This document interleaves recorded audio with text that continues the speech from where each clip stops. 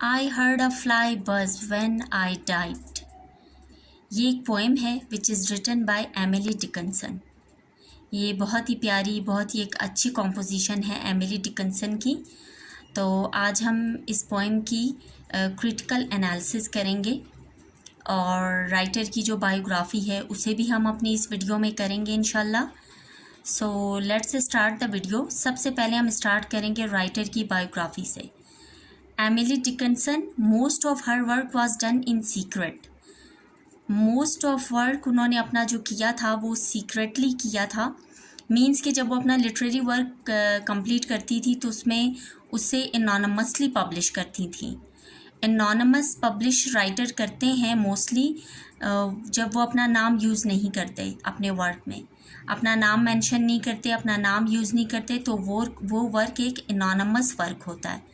तो Emily Dickinson ने अपने वर्क को सीक्रेट इसी तरह रखा कि अपने वर्क को एनोनमस पब्लिश किया। She didn't share most of what she wrote. 4 poems published in her life. Only 4 poem उनकी लाइफ में पब्लिश हुई। After her death the poetess sister Lavinia was surprise to find almost 1800 poems. उनकी death के बाद उनकी जो sister थी उन्होंने उनके अराउंड 17 to 1800 पोएम्स जो हैं उनके फाइंड आउट किए थे। Her poems were unique for her era. They contained short line, typically late title and often used slant rhyme. उनके जो पोएम्स थे, उनका जो लिटरेरी वर्क था वो बहुत यूनिक था अपने एक्टिव टाइम में, जिस टाइम में वो एक्टिव थी। अब उसमें यूनिकनेस क्या थी कि वो शॉर्ट लाइन यूज़ करती थी, लेक ऑफ टाइटल्स होते थे, टाइटल उनके वर्क के बिल्कुल भी नहीं होते थे, और उनकी जो पोएम की फर्स्ट लाइन होती थी it is considered as a title. और स्लैंट राइमिंग यूज़ करती थी वो। स्लैंट राइम क्या है? ये हाफ राइम होती है, इम्परफेक्ट राइम कहा जाता है इसे। तो इन 3 पॉइंट्स की वजह से इनका वर्क बहुत यूनिक था। Many of her poems deal with the theme of death and immortality. Death और इमॉर्टैलिटी जो है उनके मेजर थीम्स होते थे। Her full name was Emily Elizabeth Dickinson, ये उनका फुल नेम था। अब हम करेंगे लिटरेरी फिगर ऑफ स्पीच जो कि क्रिटिकल एनालिसिस में आते हैं। आई heard a fly buzz when I died. इस पोएम की हम अब करेंगे critical analysis. Use of imagery.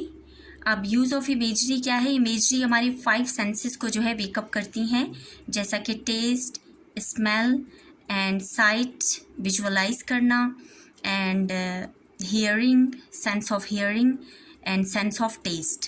So use of imagery makes the reader visualize the writer feeling and emotion. Writer की जो फीलिंग है, उसकी इमोशन है, वो हमारे 5 सेंसेस के थ्रू हमें मिलते हैं। सो लेट्स सी कि इनके इस पोएम में अभी इमेजरी क्या है। She used images such as between the heaves of storm. उन्होंने हमें कौन सी सेंस को हमारी वेकअप कर रहा है? ये इमेजरी हमारी सेंस ऑफ साइट को, सेंस ऑफ विजुअलाइजिंग को, वो विजुअलाइज करवा रही हैं हमें पोइटेस के between the heaves of storm.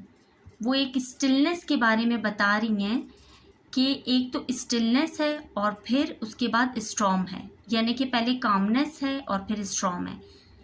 हमें 2 चीज़ों को विजुअलाइज करवा रही हैं। Between the light and me, फिर वो लाइट को और ख़ुद को विजुअलाइज करवा रही हैं। It attract the sense of site. So sense of site को ये अट्रैक्ट कर रही हैं। सो इसमें इस लाइन्स में इमेजरी है। Simile use to draw comparison of one object with another to make the description more vivid. Simile क्या है कि 2 थिंग्स को जो है उसमें कंपैरिजन बताती है 2 थिंग्स के बिटवीन। तो हम देखते हैं कि अब इसमें सिमिली आगे क्या है। The stillness in the room like stillness in the air. अब यहाँ लाइक यूज हुआ है, so this like is called simile. ये हमें कंपैरिजन बता रही है 2 चीज़ों का। सो रूम की स्टिलनेस इस टाइप की है जैसा कि एयर में स्टिलनेस है, या इन्वायरमेंट में, या एटमॉस्फेयर में। सो ये 2 चीज़ों को कंपेयर किया गया है and this is simile. Is example of simile, she compares the quietness of the room with the stillness of the air, as I told you right now. Enjambment is referred to the continuation of a sentence without a pause. Enjambment क्या है?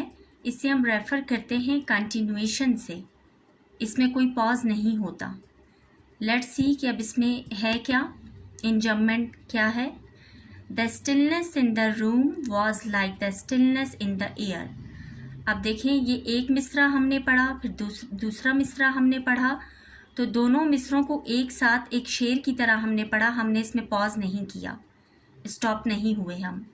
So this is called enjambment. इसको refer करते हैं continuation से. Onomatopoeia. Onomatopoeia refer to the word which imitate the natural sound of the things.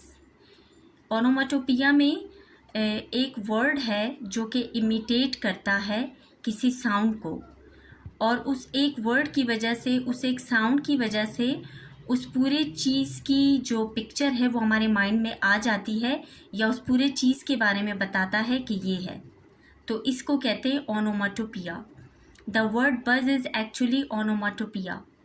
बज जो है एक नॉइजी वो क्रिएट करता है साउंड, तो हमारे माइंड में क्या आता है? Bee. It's like a sound of bee. तो बज वर्ड जो है बी को बी के बारे में बता रहा है. So this is called ओनोमाटोपिया.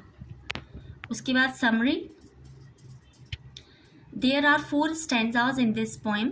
4 stanza है टोटली इस पोएम में. When the poem is begin the speaker is already dead and describing her experience of time. अब पोएम जब स्टार्ट हुआ है, जैसा कि फर्स्ट लाइन है, I heard a fly buzz when I died, कि वो मर गई और फिर भी उसने फ्लाई बज की जो साउंड है, उसकी जो फ्लाइंग की साउंड है वो उसने सुन ली. तो इससे हमें ये पता चल रहा है कि वो अपने डाइंग की, अपने मरने के बाद की एक्सपीरियंसेस शेयर कर रही हैं ऑडियंस के साथ. She describe the stillness and silence in the room. वो साइलेंस को और स्टिलनेस को रूम में बता रही हैं कि रूम में इतनी साइलेंस और स्टिलनेस है कि वो आफ्टर डेथ भी एक फ्लाइंग बस की, जो एक फ्लाइंग है बस की, वो सुन रही हैं. The room as in the centre of storm. अब स्टॉर्म उन्होंने किस चीज़ को कहा है? हरिकेन, यानी कि डेथ को.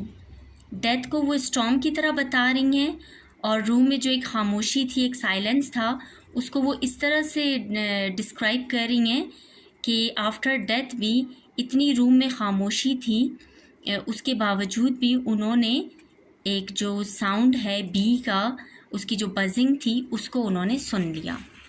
सो video has been end. Viewers, अगर आप लोगों को अच्छा लगा है तो इसे ज़रूर लाइक करें और कमेंट में बताइए, और वीडियो को लाइक ज़रूर करें, मेरे चैनल को सब्सक्राइब ज़रूर करें. Thank you so much.